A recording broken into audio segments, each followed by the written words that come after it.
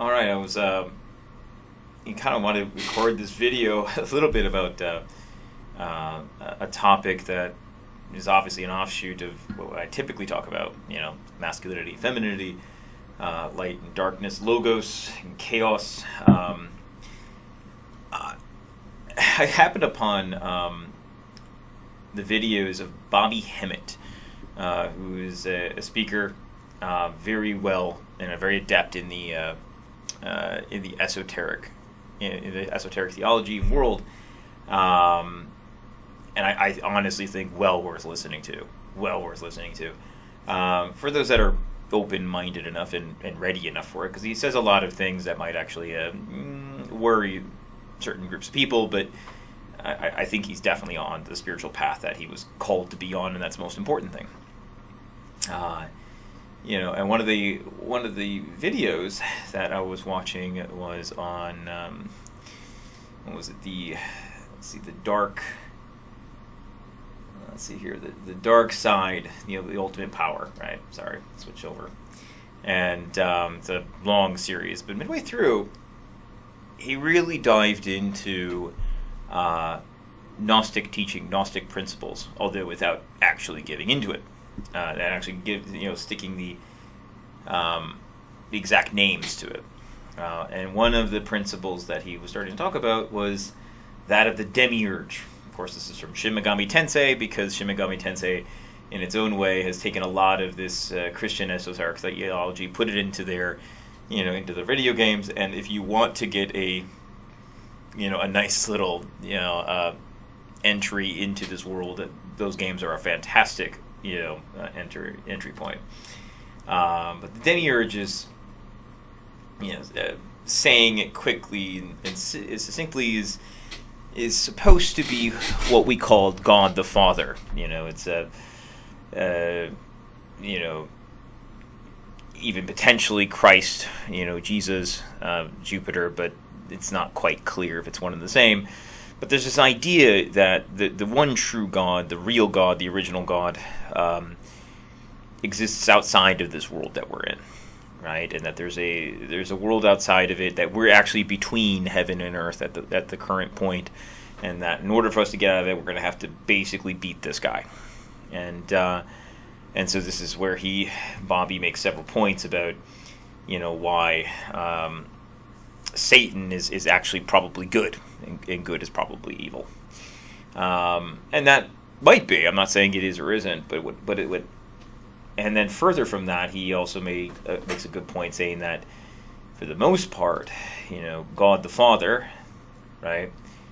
God within the Trinity of the Christian Church, but specifically within what he calls white religions, is a tendency towards the patriarch, right? Tendency towards God the Father. In my estimation, it's a tendency towards masculinity. Further from that, it would be masculinity and the logos, or the word, and from the word also comes the concept of order, reason, logic, providing form to things, right, rather than letting it be all things and within chaos. And another thing Bobby takes mention towards is the idea that, if you happen to notice, that within what he calls a lot of black communities, melanin communities, they all talk about the Great Mother, and you actually see this quite a bit. And the father-mother dichotomy, and who you choose to go towards, does, in my estimation, in its own way, indicate your bend. Or do you bend towards the feminine, or do you bend towards the masculine? And in this world, the world, as he would put it, the world of the demiurge, right? The world of the fake god, so to speak. The masculine is the abomination. It's what we have to get away from. The light is really something we have to get away from. Whereas within the Great Mother is darkness. Now, this is a long subject to even jump into, but there's some truth to it, right? There's been many cultures that worshipped the Dark Mother. We know this to be the case with the Aztecs, right? We know this, the Aztec The cultures of the Central Americas were, tended towards death, right? If we talk about the it's just the human sacrifice, I'm sure you probably know about or are aware of within these cultures, but they did do human sacrifice, and the condition of your death was what gave you the rewards in the afterlife. It was about going down towards the earth, right? And down towards the mother, and trying to get towards the mother city. But this is, without much question, aligned with the path that Bobby Hemmitt speaks of. Whereas according to him, the white religions, white cultures within Christianity and the like were headed towards the demiurge, headed towards this fake god and this fake light. It's an interesting concept only insofar that I obviously don't think he's wrong. You could be talking about the truth in many different ways, but not understanding the full picture. Now, of course, I could be wrong here, but my estimation towards things is that you do have two dynamics when it comes down to the world, the yin and the yang, right? If we were to go ahead and take a look at the classic image, right? Here we are. You have the Taoist yin and yang, right? Wherever that you have,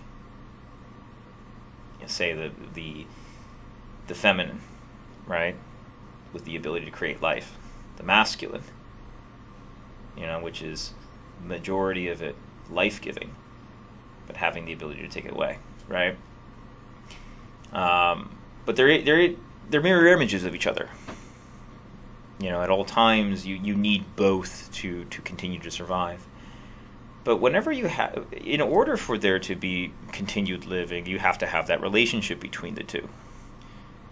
But if the masculine loses the relationship with the feminine, it loses access to birthing of new life. And so it can live out its life and then die off. When the feminine loses access to the masculine, she then seeks to destroy everything around it. Everything becomes a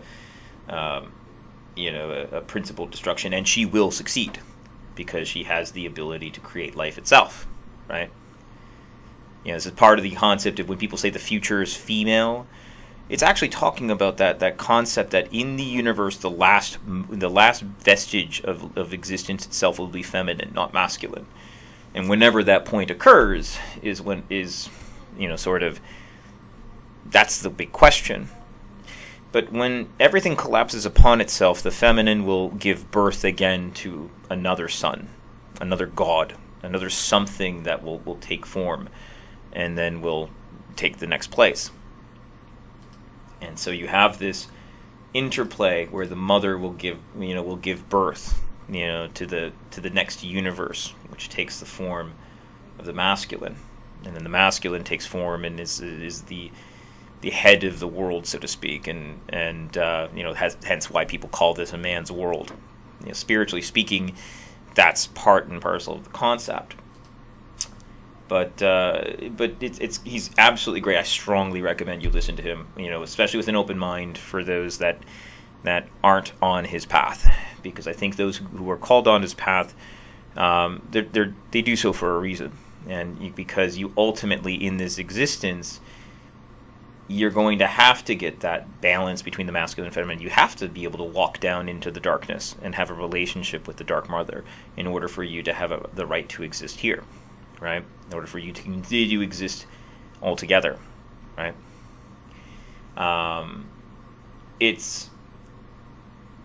There's a great deal more, I would like to talk about, because in general, this concept of the fact that we all come from the mother actually kind of interplays as to why you have something called the Oedipus concept that I believe Freud, talked about, that, every man is trying to resolve wanting to have sex with his mother, which is quite interesting. But according to this, it's not necessarily untrue. The mother gives birth to the son who will become a man, then, she will copulate with him, so to speak. And, because all of existence comes from the mother, and at some point, so all of existence comes from the the yin, and then gives birth to the yang, and the yang has to eventually have that relationship with it, and that's kind of what that concept is talking about. Is that in order for us to exist here, you have to bring that in. It's another argument, by the way, why in Christianity in Catholicism at the very least, they brought back the feminine concept, the mother concept, via in terms of completing the yin and yang within their own religion with Mother Mary. Mary, the Mother of God, right? That there was a mother to God, and mother gave birth to God. That as much as we owe so much to the Father, because the Father is who created our laws, gave us structure, brought the logos for the in the word was in the Father was the Word, or from God it comes the Word, and from the Word comes life. That's not untrue. In fact, it's completely true. But it's across the board, I just find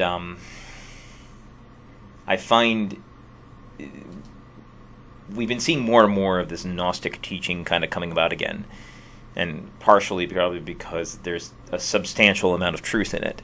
I think the other part of it because we've lost our masculine side.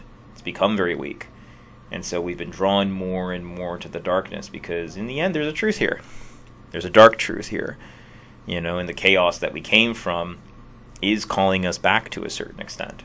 But, this is a bit of a ramble. I know that. It's not not a very clear, video. But I kind of wanted to get this out there and, get people thinking about things a little bit, wondering about things a little bit, and understanding that a lot of these old teachings of mystery schools that we thought were just kind of funny anecdotes, especially when it comes down to religious history, it's coming back, and it's coming back, with a vengeance, really. And you're going to be seeing more and more and more of it, because there's a truth to all of this. And as time goes on, we are going to have to, make a decision. Which route do we want to go? Because you are going to have to take a path. Do you want, are you going to head towards the Great Mother? The origin of all things? Are you willing to go ahead and paint everything black and start anew?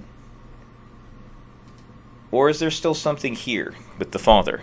Is there still life to be had with the Father? Is there still light to be discovered within us? Right? Is there enough of this within all of us that we have to acknowledge its existence, and then from that, build up this light so we can have that relationship with the dark, lest be consumed? So that's it for now. Again, this is just amusing, very much so, just amusing. So that's it for now, and we'll see you soon.